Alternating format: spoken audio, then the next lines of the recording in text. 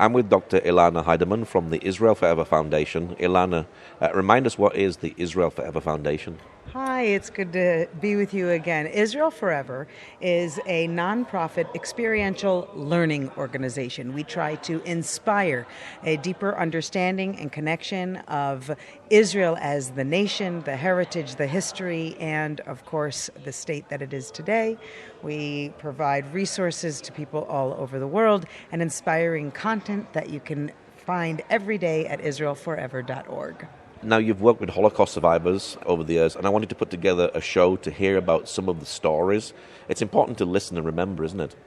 It is, and indeed, actually, my work with Holocaust survivors over the years is very much a part of what I built out of Israel Forever, which is an avenue to translate the lessons from their stories and the stories of the entirety of Jewish history into something meaningful for people today. So survivor stories drove me to have a greater appreciation of life.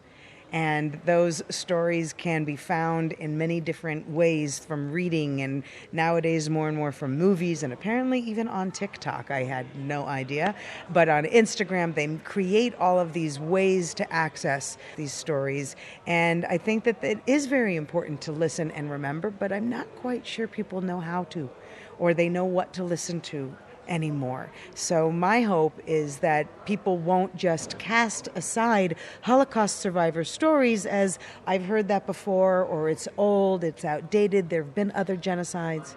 These are the kinds of issues that come up when people say, well, why do we remember?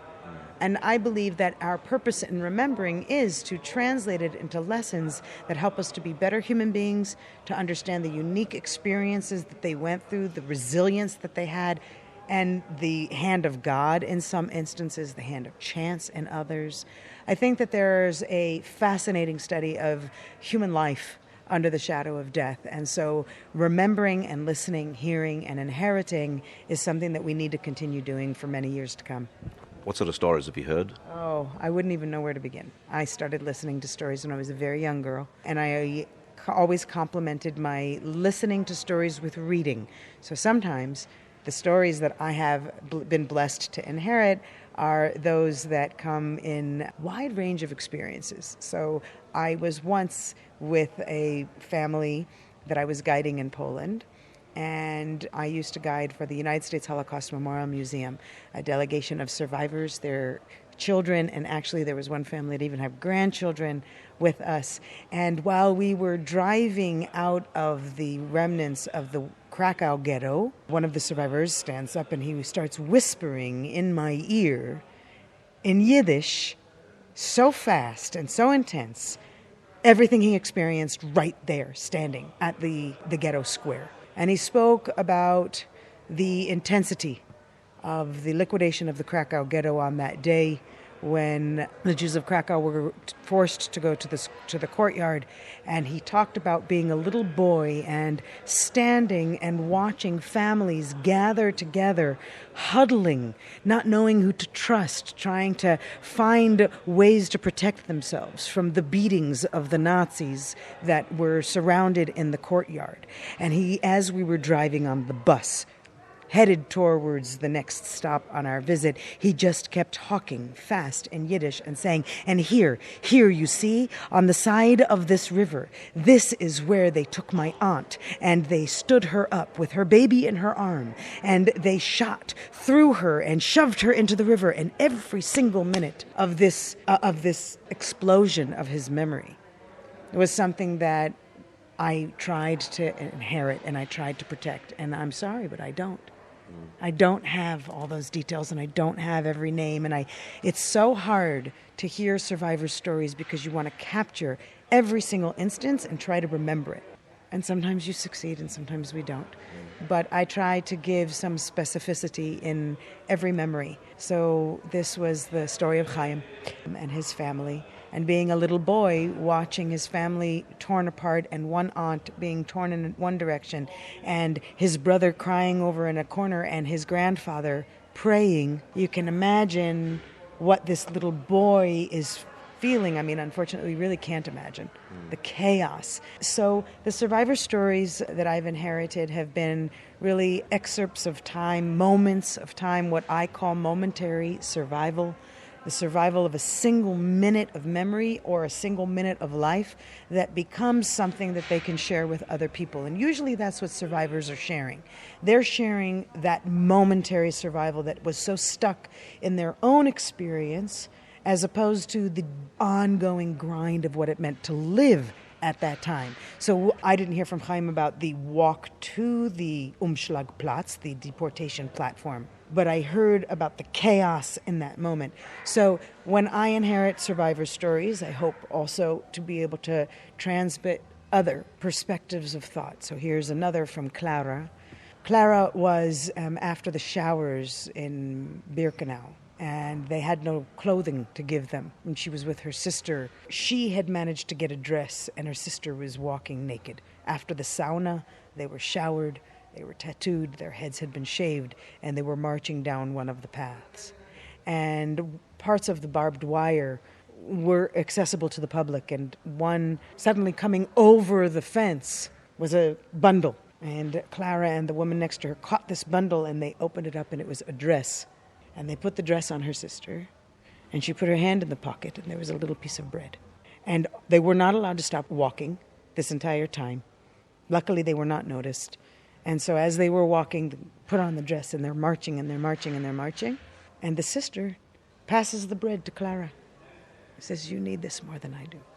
The moment that woman, the sister, must have experienced, and the sister did not survive, and I do not have the sister's name, Clara was very hesitant to tell her story. Many survivors are.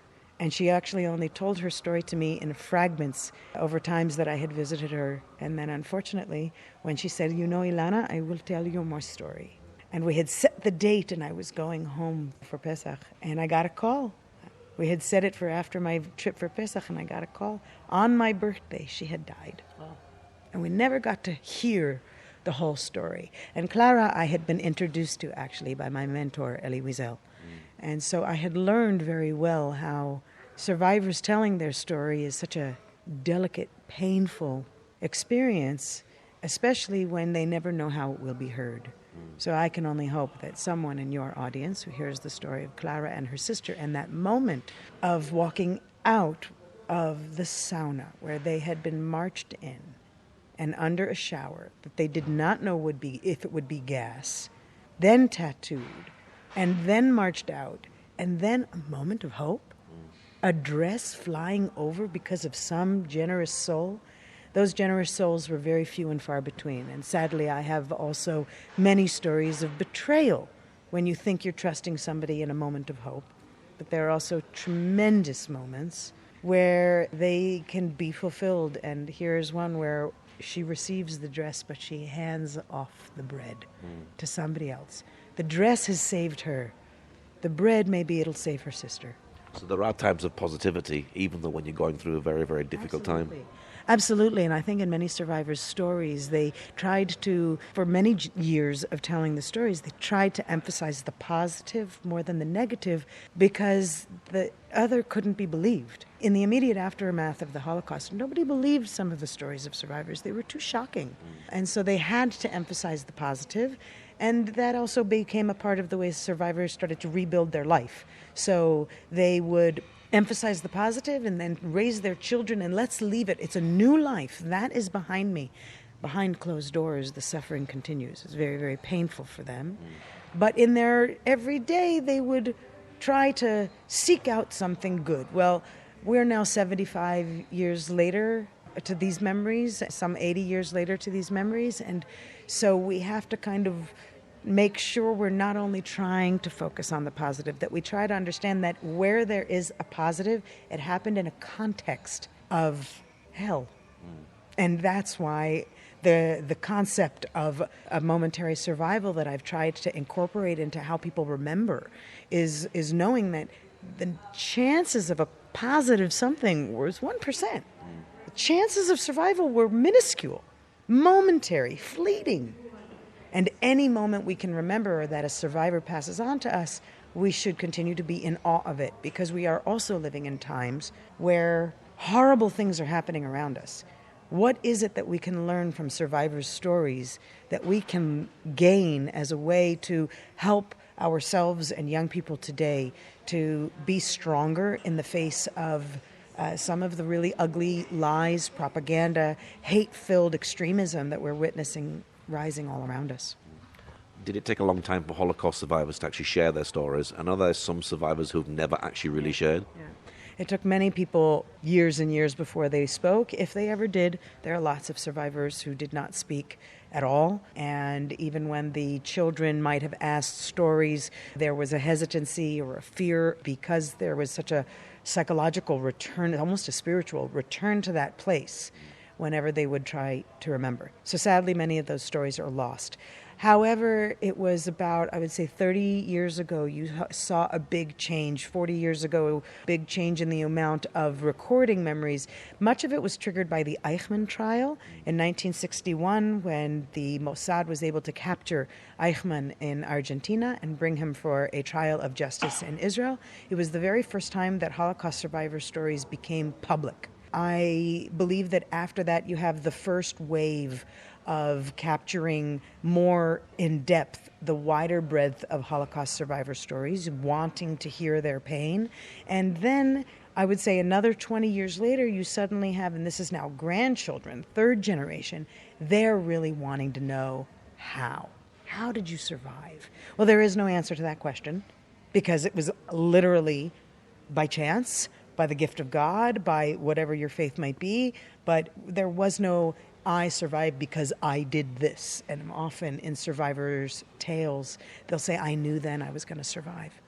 And I always think to myself of all the survivors that I've spoken with and all the testimonies I've read from the people who were victims, they were survivors until they were a victim.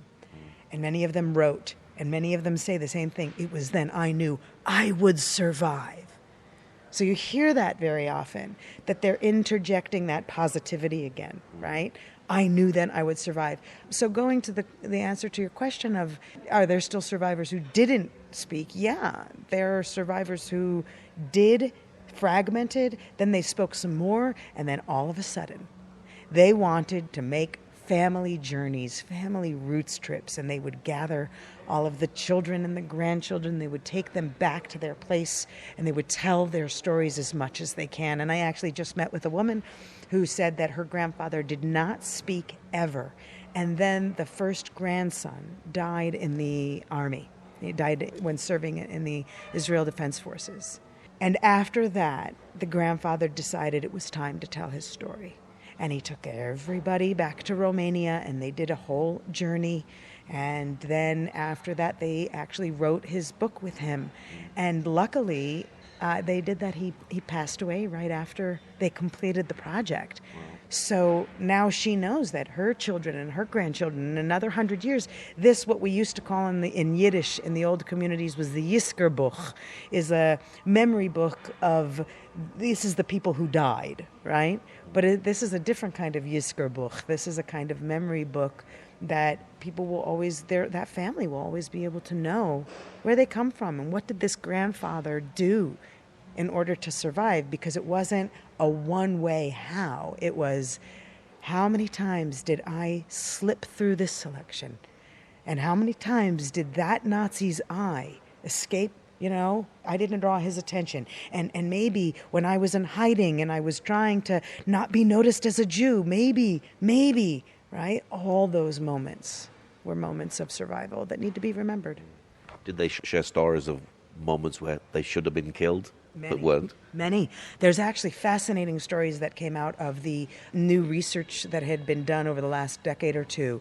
We have huge archives that were opened. The Bad Arolsen archives in Germany were open. And you have 15 million documents that were suddenly exposed. The Red Cross has been digitizing them for many years. And people who absolutely discovered on their card that they were supposed to be sent to the gas on this day and their name was crossed out. Or one gentleman who was supposed to be sent to Buna, a camp where most did not survive, and his name was crossed out. How was it? And he says to himself, I know the day that must have happened. Because there was one day where I was walking along the Juda ramp. The Juda ramp is the entrance ramp from under the big building that everybody knows in Birkenau, that large building at the entrance. And it was known as the Jew ramp because that's where the trains would come in, the Jews would disembark from the trains, and then they would be marched through the selection, left or right, life or death. And life, of course, was just a slow death, and death was immediate death by gas. And he says, and I remember that day, I saw this Nazi looked at me. We caught eyes on the Juda ramp. And he saw that I was a human being. And he knew all of a sudden that was the moment his life must have been saved and crossed off a list. So there are also moments where there's a well-known story that I always have cherished of a man who was, after liberated by the Americans. Of course, the liberating armies saw these skeletons and they very much wanted to give them food. Unfortunately, many of the army rations or the food that were there had been sitting around for a long time. Well, he was standing in line for food, just waiting for food, and then he hears, "Tefillin, tefillin." And for those who don't know, tefillin are the boxes that house the special prayers of the Shema, the holy prayers of Judaism, on the forehead and on the arm with leather straps that have great significance in Judaism, and they come down from the Bible. And he hears, and for the first time realizes he has an opportunity to put on tefillin and to make the prayers that he has been forbidden to make for years. And he leaves the line for the food. And he stands in this long line of men, half-starved, fully naked, waiting to wrap tefillin. Because the food had been spoiled in the food line, everyone in that line that day died. That night, the people who had been in line for the food died. They are, by the way, not counted amongst the victims, nor are they counted amongst survivors. They are an unknown number. That's why 6 million is inaccurate. If you see the videos taken by the Allies when they are in Buchenwald after liberation, it's the bulldozing of bodies into huge pits, approximately 3,000. There's no accurate numbers, but again, not counted amongst survivors, not counted amongst the tally of the dead. And so you see that these choices, these choiceless choices that were made are moments of survival on the risk of a moment. I mean, which is going to save me? To pray or to eat? And wow, to imagine waking up the next morning. And many survivors, by the way, have the story as a part of their testimony. Unfortunately, survivor testimony has become so fictionalized that many people say, well, if everybody has the same story, could it be real? You see, or I was once standing in front of a group of students and she says, at the very beginning, I'm telling a story. And she says, oh, I've heard this one before. Like it's an episode of TV. And I was like, you may have heard something similar, because you can imagine 11 million people are persecuted during this time. You know, you have all these Jews undergoing persecution. Surely there will be some tie-ins that are similar, but let's give respect to that survivor's memory. And that's why I say to people, if you ever have the strength, go find a new story to watch or a new book to read. And there's always ways that are not just on Holocaust Remembrance Day, but it does give us a few times a year, Yom HaShoah and International Holocaust Remembrance Day on January 27th, different times throughout the year where we can take a moment and remember. And I every year host an online program, a memorial program for Elie Wiesel on his anniversary of his passing, and ours is actually, coming up. And these are also ways to remember, where you find significant dates, where you can say, I'm going to go search for a new story that I can learn from. And that's actually pulling from the memories that maybe they didn't tell, or the memories that haven't been passed on in their own families. They get passed on through all of humanity. Does it surprise you and shock you today how cruel man can be to man? Yes, and famously, my professor Elie Wiesel had said that in a famous interview where he was asked after the Holocaust, how do you believe in God?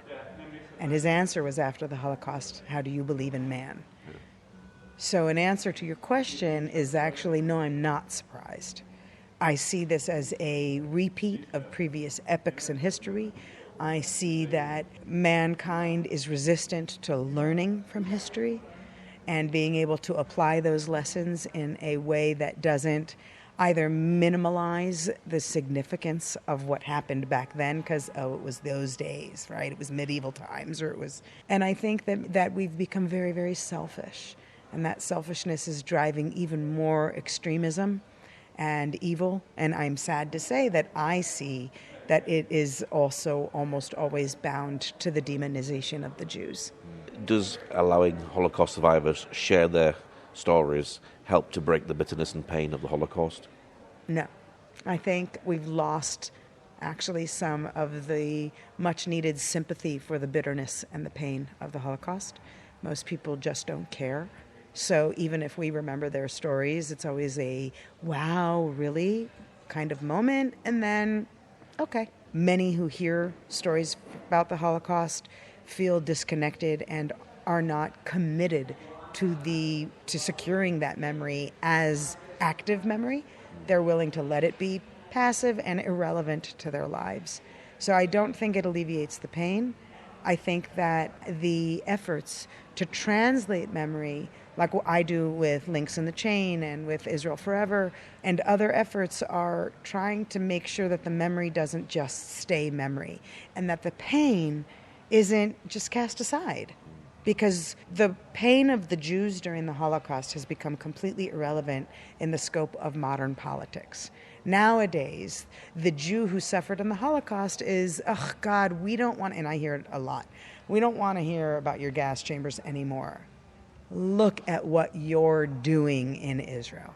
There seems to be a huge leap between the Holocaust to a comparison of the Jew today.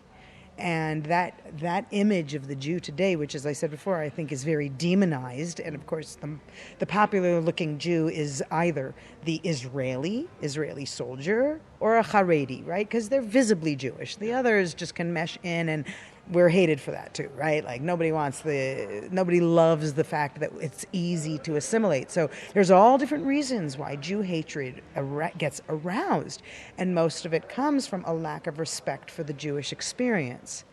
So if the Jewish experience of pain and suffering were respected, then you wouldn't see it be so easy to say that the Israeli is the Nazi of today, because it's a absolute warped distortion of truth that simply is fed by people's willingness to believe bad things about Jews. Are there many Holocaust survivors living in Israel today? So there are about, I believe the number this year's Yom HaShoah was around 130,000 survivors left in Israel, which is dwindling every day.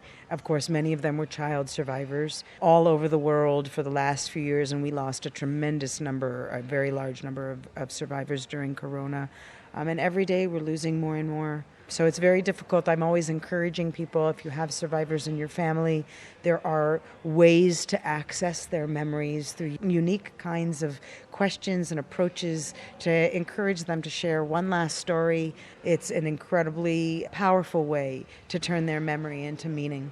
Of course, if they haven't shared, the memory's gone, isn't it? No, not necessarily. In the later ages of their life, they're actually able to access memories that they may have suppressed for many years. They may be able to, and they may be having flashbacks later in life that they didn't have earlier in life, because their body, their physical form is being reduced to a level of simplicity as it was during the Holocaust. I have a survivor that I was very connected with, and as she became very frail in her older years, she would have really astounding memory recall, and with very vivid detail. Colors, descriptions of clothing, and that day after my bunkmate had this color dress instead of this. I mean, really, wow. So I think that you can access those late-term memories, and maybe they'll actually be closer to the original memory than the memory that was very much influenced by all the things they had heard in the movies and history pieces that have come out since. That also influenced the sharing of Holocaust memory. Many books that came out, people think are about Holocaust survivor experience, but they're actually fictionalized. So I always encourage people also to go back to the source. Read some of the things that were published in the early years, and don't give up on the survivors that you might know today, and ask them their stories. Ask them, what is it that you would wish to tell your parent who perished. Sometimes asking them to make that kind of almost a spiritual connection with a lost soul is a way of helping their soul kind of ease that pain and suffering you asked about before. What's your prayer finally for Holocaust survivors? Inner peace and to be remembered. Unfortunately, many students that I meet with, I ask them, or groups that I've spoken to, how many of you have met a survivor? And they'll raise their hand. And I'm like, okay, here's my next challenging question. How many of you remember their name? And then half the group will put their hands down. How many of you can tell me where they were from? How many sisters or brothers did they have or did they lose? How many camps were they in? What can you tell me? One detail, one name, and one detail about their survival. Not only survival afterwards, but the survival during, because that was momentary survival. That is how a survivor survived. It's by moments.